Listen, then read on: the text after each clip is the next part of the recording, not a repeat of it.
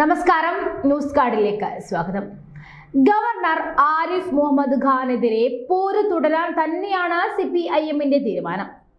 ഇക്കാര്യം അടിവരയിട്ട് വ്യക്തമാക്കിയിരിക്കുകയാണ് CPIM മുഖപത്രമായ ദേശാഭിമാനി. ഗവർണറാണ് തെരുവ് ഗുണ്ടയല്ല എന്ന് ഓർമ്മിപ്പിച്ചുകൊണ്ടാണ് മുഖപത്രത്തിൽ പ്രസംഗമുള്ളത്. സ്വന്തമായി തീരുമാനമെടുത്ത് സംസ്ഥാനം ഭരിക്കുവാനുള്ള അധികാരമൊന്നും ഗവർണർക്കില്ല. നിയമസഭയെയും കേരള ജനതയെയും നിരന്തരം അപമാനിക്കുന്നു.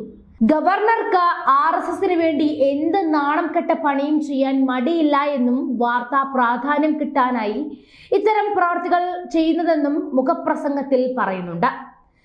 ആരുടെ നിർദ്ദേശപ്രകാരമാണ് ഈ കോമാളി വേഷം കെട്ടുന്നതെന്ന് ജനങ്ങൾക്ക് മനസ്സിലാകും. പ്രതിഷേധങ്ങളെ മാന്യമായി നേരിടുവാനുള്ള വിവേകം വേണം. അത് ആർജിക്കാൻ കഴിഞ്ഞിട്ടില്ല എന്നത് ആരിഫ് മുഹമ്മദ് ഖാൻ സ്വയം സാക്ഷ്യപ്പെടുത്തുന്നു. ഗവർണർ സ്വയം അപഹാസ്യനായി കേരളത്തെ അപകീർത്തിപ്പെടുത്തുവാനുള്ള ദുഷ്ടലാക്കിലാണെന്നും ദേശാഭിമാനി മുഖപത്രത്തിൽ പറയുന്നുണ്ട്.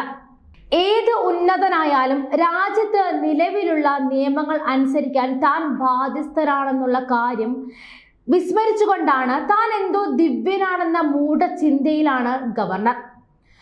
രാഷ്ട്രതലവനായ രാഷ്ട്രപതിയുടെ പ്രതിനിധിയായി നിയമിക്കുന്ന കേവല ഉദ്യോഗം മാത്രമാണ് ഗവർണർ പദവി. സംസ്ഥാന മന്ത്രിസഭയുടെ ഉപദേശ നിർദ്ദേശങ്ങൾ അനുസരിച്ച് പ്രവർത്തിക്കാനുള്ള അധികാരമാണ് ഗവർണർക്ക് ഭരണഘടന നൽകുന്നത്.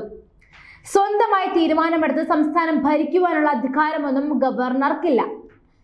അതിനിവിടെ ജനങ്ങൾ തെരഞ്ഞെടുത്ത സർക്കാരുണ്ട്. മുഖപത്രത്തിൽ വിമർശിക്കുന്നു. RSSന് വേണ്ടി എന്ത് നാണം കെട്ട പണിയും ചെയ്യുവാൻ ഗവർണർക്ക് മടിയില്ല. വാർത്താ പ്രാധാന്യം കിട്ടാൻ വേണ്ടിയാണ് ഗവർണർ കൗശലക്കളി.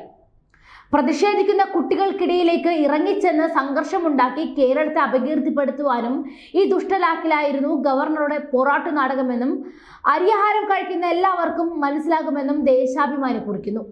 നിയമസഭയും കേരള ജനതയും നിരന്തരം അപമാനിക്കുന്ന ഗവർണർ ആരുടെ നിർദ്ദേശമനുസരിച്ചാണ് ഈ കോമാളി വേഷം കെട്ടുന്നതെന്ന് ജനങ്ങൾക്ക് മനസ്സിലാകുമെന്നും എഡിറ്റോറിയൽ നിലപാട് വ്യക്തമാക്കി. അതേസമയം ഗവർണർ ആരിഫ് മുഹമ്മദ് ഖാന്റെ സുരക്ഷാ ചുമതല CRPFന് കൈമാറിയെങ്കിലും സംസ്ഥാനത്തിന് ഇക്കാര്യത്തിൽ ആശയക്കുഴപ്പം പ്രകടമാണ്. ഗവർണർക്ക് Z+ സുരക്ഷ കേന്ദ്രസേന നൽകുമെങ്കിലും സംസ്ഥാന സർക്കാരിന്റെ ഉടമസ്ഥതയിലുള്ള രാജ്ഭവന്റെ സുരക്ഷ CRPFന് ഏറ്റെടുക്കാനാകില്ല എന്നാണ് സംസ്ഥാന ആഭ്യന്തര വകുപ്പിന്റെ വിലയിരുത്തൽ. CRPF സുരക്ഷ സംബന്ധിച്ച് കേന്ദ്രത്തിൽ നിന്നും രാജ്ഭവനാണ് അറിയിപ്പ് ലഭിച്ചത്. സർക്കാരിന് ഔദ്യോഗിക അറിയിപ്പൊന്നും ലഭിച്ചിട്ടില്ലാത്തതിനാൽ ഇക്കാര്യത്തിൽ കൃത്യമായ തീരുമാനം കൈക്കൊണ്ടിട്ടുമില്ല. കൊല്ലം നിലമേൽ നടന്ന നാടകീയ സംഭവങ്ങൾക്ക് പിന്നാലെ വൈകിട്ടോടെ 20ഓളം CRPF ഉദ്യോഗസ്ഥരെത്തി. ഇതിൽ ഒരു വിഭാഗം വൈകിട്ട് നടന്ന പരിപാടികളിൽ ഗവർണറുടെ സുരക്ഷ ഏറ്റെടുക്കുകയും ചെയ്തു. ബാക്കിയുള്ളവർ രാജ്ഭവനിലായിരുന്നു. രാജ്ഭവനിലെ സുരക്ഷ പതിവ് പോലെ സംസ്ഥാന പോലീസാണ് കൈകാര്യം ചെയ്തത്. ഇക്കാര്യത്തിൽ കേന്ദ്രത്തിൽ നിന്നുമുള്ള അറിയിപ്പ് ലഭിച്ച ശേഷമായിരിക്കും തുടർ നടപടികൾ ഉണ്ടാവുക.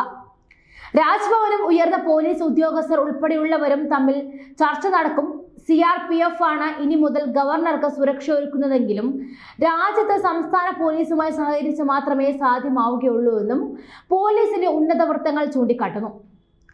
ഗവർണറുടെ വ്യക്തി സുരക്ഷയ്ക്കാകും കേന്ദ്രസേന മുൻതൂക്കം നൽകുക.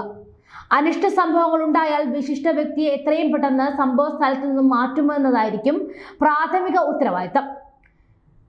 വാഹനം നിർത്തുന്നതിനോ വിശിഷ്ട വ്യക്തി പുറത്തിറങ്ങുന്നതിന് അവസരമുണ്ടാക്കുന്നതിനോ പ്രോട്ടോകോൾ പ്രകാരം സാധ്യവുമല്ല.